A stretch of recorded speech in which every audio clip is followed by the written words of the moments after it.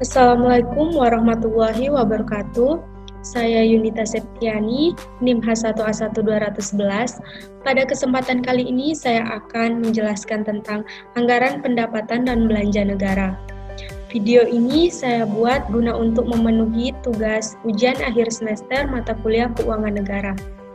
Dengan dosen pengampu, Bapak Alfa Beriansyah, SIP, MIP. Materi pembahasan yang akan dibahas yaitu bagaimana proses penyusunan APBN dan menelaah bagaimana isi dari APBN. Yang pertama, proses penyusunan APBN. Nah, sebelum kita lebih lanjut mengetahui tentang APBN, kita harus mengetahui terlebih dahulu yaitu apa sih APBN itu? Anggaran Pendapatan dan Belanja Negara atau APBN adalah Rencana Keuangan Tahunan Pemerintahan Negara Indonesia yang disetujui oleh Dewan Perwakilan Rakyat. APBN berisi daftar sistematis dan terperinci yang memuat rencana penerimaan dan pengeluaran negara selama 1 tahun anggaran, bisa diibaratkan sebagai anggaran rumah tangga ataupun anggaran perusahaan yang memiliki dua sisi, yaitu sisi penerimaan dan sisi pengeluaran. Penyusunan RAPBN atau rancangan APBN perlu memperhatikan banyak faktor yang setiap saat dapat berubah atau paling tidak perubahan yang terjadi masih dalam kurun waktu 1 tahun. Penyusunan APBN harus pula terkait dengan sasaran kebijakan keuangan pemerintah yang harus menunjang pertumbuhan dan pembangunan ekonomi, kestabilan moneter, perluasan kesempatan kerja, pelayanan umum, dan lainnya yang menyangkut peningkatan kesejahteraan rakyat. Dengan demikian, kebijakan anggaran diartikan sebagai kebijakan pemerintah untuk mengatur APBN agar sesuai dengan arah dan laju pertumbuhan ekonomi yang diharapkan dalam program pembangunan nasional.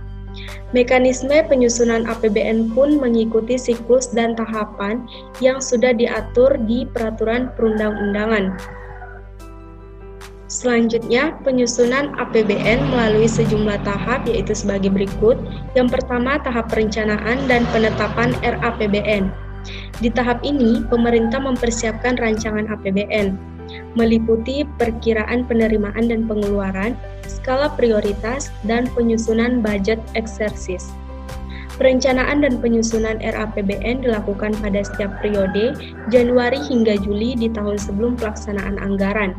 Perencanaan dilakukan oleh kementerian atau lembaga yang menghasilkan rencana kerja pemerintah yang mengacu pada asumsi dasar ekonomi makro.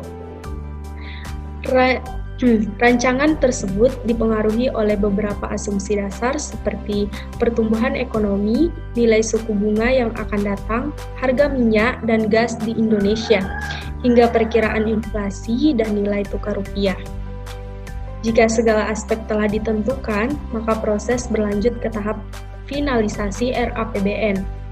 Pemerintah kemudian akan menyerahkan dokumen RAPBN dan nota keuangan kepada DPR. Yang kedua, tahap pengajuan, pembahasan, dan penetapan APBN. RAPBN yang telah ditetapkan kemudian diajukan untuk melalui proses pembahasan oleh Menteri Keuangan, Panitia Anggaran DPR, dan mempertimbangkan masukan dari DPD. Hasil dari pembahasan RAPBN akan menjadi Undang-Undang APBN yang memuat satuan anggaran. Satuan anggaran merupakan dokumen yang berisi pedoman alokasi dana setiap departemen atau lembaga, sektor, subsektor, program, dan berbagai macam proyek. Pembahasan dan penetapan APBN idealnya berlangsung selama bulan Agustus hingga Oktober pada tahun sebelum pelaksanaan anggaran. Jangka waktu penetapan APBN tidak boleh lebih dari 2 bulan sebelum tahun anggaran dilaksanakan. Yang ketiga, tahap pengawasan pelaksanaan APBN. Pelaksanaan APBN selama Januari hingga Desember di tahun anggaran berjalan dalam anggaran belanja negara harus berdasar pada prinsip hemat dan efisien, efektif terarah, dan terkendali sesuai rencana, serta mengutamakan penggunaan produk dalam negeri. Pelaksanaan APBN akan diawasi oleh pengawas fungsional dari eksternal maupun internal pemerintah. Dan yang terakhir yaitu tahap pertanggungjawaban pelaksanaan APBN. Sebelum tahun anggaran APBN berakhir, Kementerian Keuangan diharuskan membuat laporan pertanggungjawaban pelaksanaan APBN. Laporan pertanggungjawaban pelaksanaan harus disampaikan pemerintah pada DPR selambat-lambatnya 6 bulan usai tahun anggaran berakhir.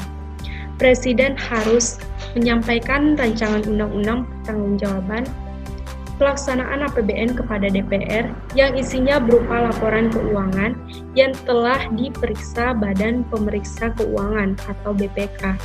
Laporan keuangan itu meliputi laporan realisasi APBN, neraca, laporan arus kas, catatan atas laporan keuangan yang dilampiri dengan laporan keuangan perusahaan milik negara dan badan lainnya. Selanjutnya, pembahasan yang kedua yaitu menelaah isi dari APBN. Ini adalah contoh gambaran mengenai APBN dan kesimpulan dari gambar tersebut. Yang pertama, jika dilihat gambar tersebut, pendapatan negara sebesar 2.322,2 triliun yang bersumber dari penerimaan perpajakan, penerimaan bukan pajak, dan hibah. Kedua, dilihat dari segi pengeluaran sebesar 2.540,4 triliun yang digunakan untuk belanja pemerintah pusat dan transfer dana desa. Dan yang ketiga yaitu jika dilihat dari segi pendapatan dan pengeluaran negara, dapat disimpulkan bahwa pengeluaran negara lebih tinggi dibandingkan dengan pendapatan negara yang mengakibatkan inflasi.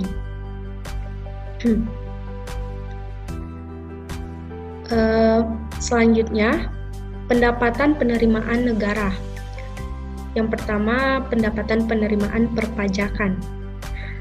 Dibagi menjadi pajak dalam negeri. Pajak dalam negeri ini meliputi beberapa sumber perpajakan, diantaranya pajak penghasilan atau PPH, pajak pertambahan nilai atau PPN, pajak penjualan atas barang mewah, matrai, pajak bumi dan bangunan atau PPB, cukai, dan pajak lainnya. Yang pertama ada pajak penghasilan. Pajak penghasilan adalah pajak yang dikarenakan atas penghasilan, baik perorangan maupun instansi dan badan usaha. Pajak penghasilan merupakan pajak langsung. Contohnya ketika kita bekerja, kemudian kita mendapatkan gaji, maka kita wajib membayar pajak sesuai dengan ketentuan yang berlaku. Selanjutnya, pajak pertambahan nilai atau sering disebut dengan PPN. PPN ini biasanya dibebankan pada konsumen layaknya terhadap barang atau jasa yang dibeli, tetapi tidak secara langsung, melainkan dibayar melalui pedagang atau pengedar barang yang dibeli. PPN ini merupakan pajak tidak langsung. Jika di Indonesia sendiri dikenakan PPN sebanyak 10% untuk barang yang diperdagangkan dalam negeri dan 0% untuk ekspor. Contohnya, ketika kita makan di KFC, nah pasti kita itu di struk pembayaran terdapat tulisan PIRES 10%, yang artinya kita harus membayar pajak sebesar 10%.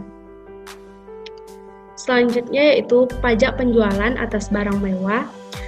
Pajak penjualan atas barang mewah ini adalah pajak yang dikenakan pada barang yang tergolong mewah kepada produsen yang menghasilkan atau pajak yang dibebankan dalam kegiatan dagang dalam negeri dan dalam kegiatan usaha atau pekerjaannya. Ciri barang yang dikenakan pajak adalah barang yang hanya bisa dibeli oleh kelompok masyarakat yang berpenghasilan tinggi, barang yang hanya dibeli demi status atau gengsi, dan bukan barang kebutuhan pokok. Selanjutnya ada pajak bumi dan bangunan, atau yang sering disebut dengan PBB. Pajak ini adalah pajak yang ditanggungkan atas tanah dan bangunan. Pajak itu dikenakan karena adanya keuntungan dan kedudukan sosial ekonomi yang lebih baik karena hak atas tanah dan bangunan yang sudah ditempatinya. Dan untuk tarif PBB yang dikenakan atas objek pajak adalah tarif tunggal sebesar 0,5%, berbeda dengan pajak lainnya seperti perkebunan, kehutanan, pertambangan, dan yang lainnya. Selanjutnya, bea perolehan hak atas tanah dan bangunan merupakan pemungutan dari perolehan hak atas tanah atau bangunan. Pungutan ini diberikan kepada dua belah pihak, yaitu penjual dan pembeli, yang bertanggung jawab membayar pajak terkait dengan transaksi jual beli, di mana tarif pajak yang dikenakan sebesar 5%. Yang terakhir ada cukai. Cukai ini merupakan pungutan yang dikelola oleh negara dan diberlakukan pada barang-barang tertentu, yang dimana barang-barang ini memiliki sifat dan karakteristik yang sesuai dengan ketentuan undang-undang terkait cukai. Barang yang termasuk dalam cukai adalah etanol atau etil alkohol atau alkohol murni, minuman dengan kadar alkohol 5%, tembakau yang termasuk rokok, cerutu, sigaret, dan lainnya. Salah satu pendapatan tertinggi Indonesia sendiri terdapat dari tembakau, rokok, di mana tarif cukai atas tembakau yang ditetapkan adalah 57%. Yang kedua ada pajak perdagangan internasional. Ini adalah pajak yang semua penerimaan negara berasal dari pendapatan bea masuk atau impor dan pendapatan bea keluar atau ekspor yang terdiri atas bea masuk. Bea masuk ini merupakan pajak lalu lintas barang yang dipungut atas masuknya barang dari luar negeri ke Indonesia. Dan pajak ekspor merupakan pajak yang akan dikenakan oleh pemerintah untuk suatu kegiatan ekspor barang yang keluar dari Indonesia. Yang B ada penerimaan bukan pajak. Penerimaan bukan pajak meliputi penerimaan sumber daya alam, pendapatan dari kekayaan yang dipisahkan, penerimaan bukan pajak lainnya, dan pendapatan badan layanan umum. Yang pertama ada penerimaan sumber daya alam, berasal dari pertambangan non-minyak, bumi, dan gas alam, perkebunan, dan perikanan. Yang kedua, pendapatan dari kekayaan negara yang dipisahkan merupakan pemisahan kekayaan negara dari anggaran pendapatan dan belanja negara atau APBN untuk dijadikan penyertaan modal negara pada BUMN atau badan usaha milik negara untuk selanjutnya pembinaan dan pengelolaannya tidak lagi didasarkan pada sistem APBN. Namun, pembinaan dan pengelolaannya ini didasarkan pada prinsip-prinsip perusahaan yang sehat. Yang ketiga, penerimaan bukan pajak lainnya yaitu penerimaan dari hal-hal di luar pajak seperti pertambangan umum, panas bumi, retribusi daerah. Yang keempat, pendapatan Badan Layanan Umum atau BLU merupakan instansi pemerintah yang menyediakan barang dan jasa yang bersentuhan langsung dengan masyarakat. Contoh dari Badan Layanan Umum ini memberi sumber pendapatan non-pajak adalah rumah sakit, perguruan tinggi, dan penyelenggaraan pendidikan. Selanjutnya yang C, hibah. Pendapatan hibah adalah setiap penerimaan pemerintah pusat dalam bentuk uang, barang, jasa, dan atau surat berharga yang diperoleh dari pemberi hibah yang tidak perlu dibayar kembali, yang berasal dari dalam negeri atau luar negeri, yang atas pendapatan hibah tersebut pemerintah mendapat manfaat secara langsung yang digunakan untuk mendukung tugas dan fungsi kementerian atau lembaga atau diteruskan kepada pemerintah daerah, badan usaha milik negara, dan badan usaha milik daerah. Yang pertama di sini ada hibah dalam negeri. Hibah dalam negeri ini hibah yang bersumber dari dalam negeri yang berasal dari lembaga keuangan dalam negeri, lembaga non-keuangan dalam negeri, pemerintah daerah, perusahaan asing yang berdomisili dan melakukan kegiatan di wilayah negara Republik Indonesia, lembaga lainnya, dan perorangan. Yang kedua, hibah luar negeri. Hibah luar negeri ini adalah setiap penerimaan negara, baik dalam bentuk devisa dan atau devisa yang dirupiahkan, rupiah maupun dalam bentuk barang atau jasa yang diperoleh dari pemberi hibah luar negeri yang tidak perlu dibayar kembali. Selanjutnya ada B, pengeluaran belanja negara. Yang pertama ada belanja pemerintah pusat. Pengeluaran pemerintah pusat dapat didefinisikan sebagai semua pengeluaran negara untuk membiayai pembangunan dan tugas-tugas umum, yang berarti pembiayaan yang dimaksud di samping untuk belanja pemerintah pusat juga untuk daerah, di mana ada pengeluaran rutinan dan pengeluaran pembangunan. Belanja kementerian dan lembaga itu sendiri meliputi yang pertama ada belanja pegawai.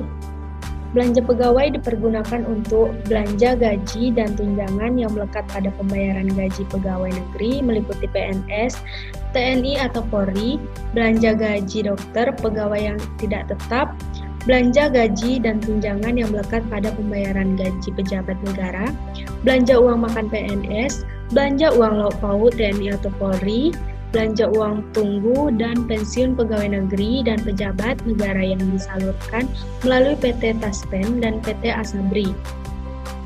Belanja asuransi kesehatan pegawai negeri yang disalurkan melalui PT Akses, belanja uang lembur PNS, belanja pegawai honorer yang diangkat dalam rangka mendukung tugas pokok dan fungsi unit organisasi pemerintah, pembayaran tunjangan sosial bagi pegawai negeri, pembayaran uang vokasi, dan lain-lain.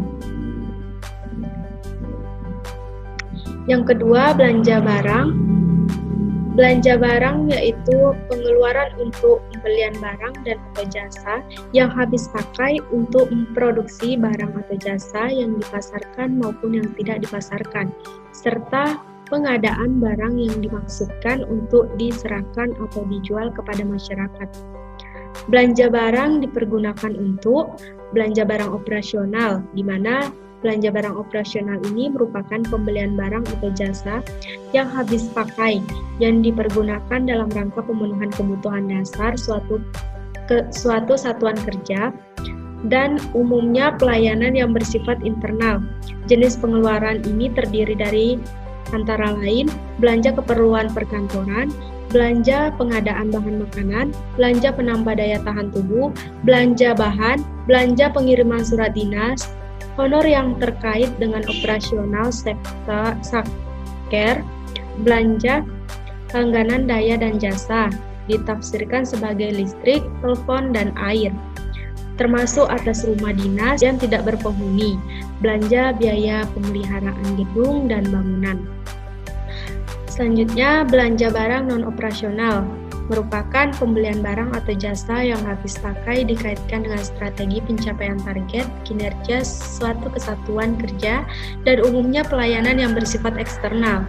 Jenis pengeluaran ini terdiri antara lain honor yang terkait dengan output kegiatan, belanja operasional terkait dengan penyelenggaraan administrasi, kegiatan di luar kantor antara lain biaya paket rapat atau pertemuan, ATK, uang saku, uang transportasi lokal, biaya sewa peralatan yang mendukung penyelenggaraan kegiatan berkenaan dengan belanja jasa konsultan, belanja sewa yang berkaitan dengan strategi pencapaian target kinerja, belanja jasa profesi. Lalu ada belanja barang badan layanan umum yang merupakan pengeluaran anggaran belanja operasional. Ini termasuk pembayaran gaji dan tunjangan pegawai BLU. Belanja barang untuk masyarakat atau entitas lain merupakan pengeluaran anggaran belanja negara untuk pengadaan barang yang dimaksudkan untuk diserahkan kepada masyarakat atau entitas lain yang tujuan kegiatannya tidak termasuk dalam kriteria kegiatan bantuan sosial. Nah, yang ketiga ada belanja modal. Kriteria kapitalisasi dalam pengadaan atau pemeliharaan barang atau aset merupakan suatu tahap validasi untuk penetapan belanja modal atau bukan dan merupakan syarat wajib dalam penetapan kapitalisasi atas pengadaan barang atau aset. Belanja modal dipergunakan untuk antara lain belanja modal tanah, belanja modal peralatan dan mesin, belanja modal gedung dan bangunan, belanja modal jalan, irigasi dan jaringan, belanja modal lainnya, belanja modal Badan Layanan Umum atau BLU. Yang keempat ada belanja bunga utang, pembayaran kewajiban atas penggunaan pokok utang, baik utang dalam negeri maupun utang luar negeri yang dihitung berdasarkan ketentuan dan persyaratan dari utang yang sudah ada dan perkiraan utang baru, termasuk untuk biaya terkait dengan pengelolaan utang. Pembayaran bunga utang meliputi antara lain pembayaran kewajiban pemerintah atas bunga surat perbendaharaan negara atau SPN, bunga obligasi negara, imbalan surat berharga syariah negara atau SBSN, bunga pinjaman program, bunga pinjaman proyek, dan bunga utama luar negeri melalui penjualan kembali pinjaman. Pembayaran bunga utang meliputi antara lain pembayaran kewajiban pemerintah atas bunga surat pembendaharaan negara atau SPN, bunga obligasi negara, imbalan surat bendahara syariah negara atau SBSN, bunga penjadwalan kembali pinjaman. Lalu ada pembayaran kewajiban pemerintah atas diskon SPN dan diskon obligasi negara. Pembayaran loss on bond redemption. Dan selanjutnya yang kelima ada belanja subsidi. Alokasi anggaran yang diberikan kepada perusahaan atau lembaga untuk memproduksi, menjual, mengekspor, atau mengimpor barang dan jasa yang memenuhi hajat hidup orang banyak sedemikian rupa sehingga harga jual dapat terjangkau oleh masyarakat. Belanja subsidi ini diberikan oleh Menteri Keuangan selaku Bendahara Umum Negara. Selanjutnya ada belanja subsidi itu terdiri dari energi, alokasi anggaran yang diberikan kepada perusahaan atau lembaga yang menyediakan dan mendistribusikan bahan bakar minyak atau BBM jenis tertentu, liquefied petroleum, gas LPG, konsumsi rumah tangga dan usaha mikro, serta tenaga listrik, sehingga harga jualnya terjangkau oleh masyarakat yang membutuhkan.